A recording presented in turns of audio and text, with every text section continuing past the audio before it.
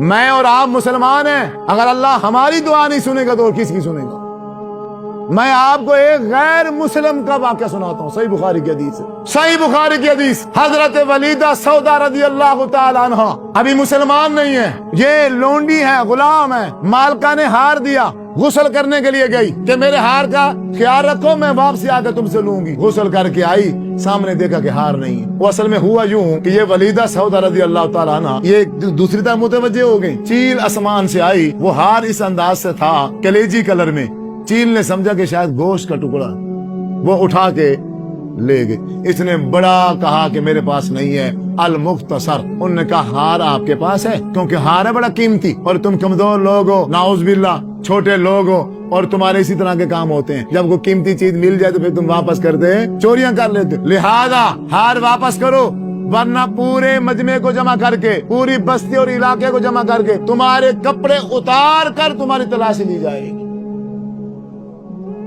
उन्होंने कहा मेरे पास नहीं है। बल मुख्तसर यही हुआ, पूरा इलाका जमा हो गया। हजरत वलीदा सौदा रज़ी अल्लाह तआला अन्हा को बुलाया गया। अब भी क्या है, अभी आपके कपड़े उतारे जाएंगे सबके सामने, आपको नंगा किया जाएगा और आपके जिस्म की तलाशी ली जाएगी, वरना हार वापस कर दो।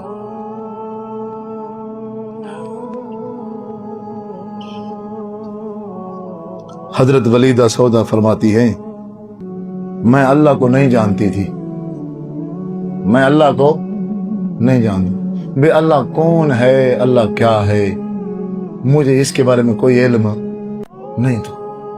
बस सिर्फ मुझे इतना पता था कि कोई एक अल्लाह है।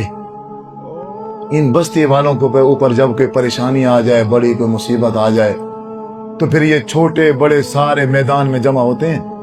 कोई अल्लाह है, ये उसको बुलाते हैं, फिर इनकी वो परेशानी क्या हो जाती है, दूर।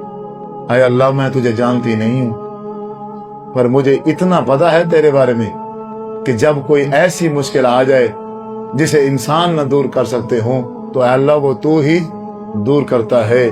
अल्लाह, अगर मेरे जिस्म के कपड़े उतर गए तो फिर मेरा जिंदा रहने का इस दुनिया में कोई हक नहीं है। मैं कैसे जीऊंगी, किस मुंह से मैं जिंदगी गुजारूंगी यहाँ आके। अल्लाह, मुझे मेरी इस परेशानी और मुश्किल से मुझे निकाल। कहती है मैंने ये दिल में अपने रब से ये कहा, गैर मुस्लिम है, मुसलमान नहीं है। मैंने दिल में कहा, अभी मैं अपने रब से कह रही थी, आसमान से वो चील आई, वापस वो मेरे ऊपर आके हार फेंक के चली गई।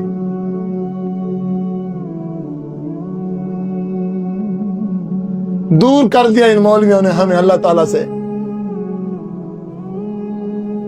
रब से दूर कर दिया, मुर्दों के करीब कर दिया, अल्लाह से दूर कर दिया। अल्लाह हर वक्त सुनता है, हर किसी की सुनता है, हर जगह सुनता है। ये मेरे रब की सिफत है। जब भी कोई उसे पुकारे, जिस हालत में पुकारे, अल्लाह तबारक व तआला हर पुकारने वाले की पुकार को सुनता ही नहीं है सिर्फ, बल्कि सुन के क्या कर लेता है, कबूल कर लेता है।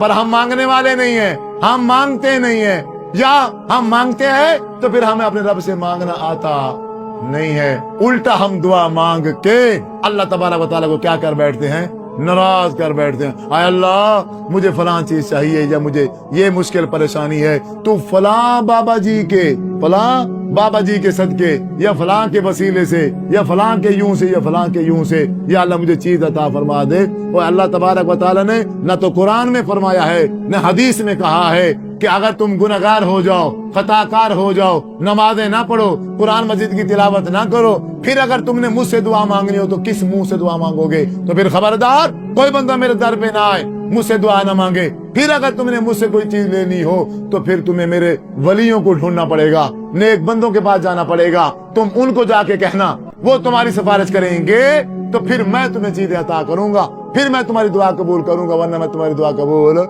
ना तो कहीं कुरान में है, न कहीं हदीस में है।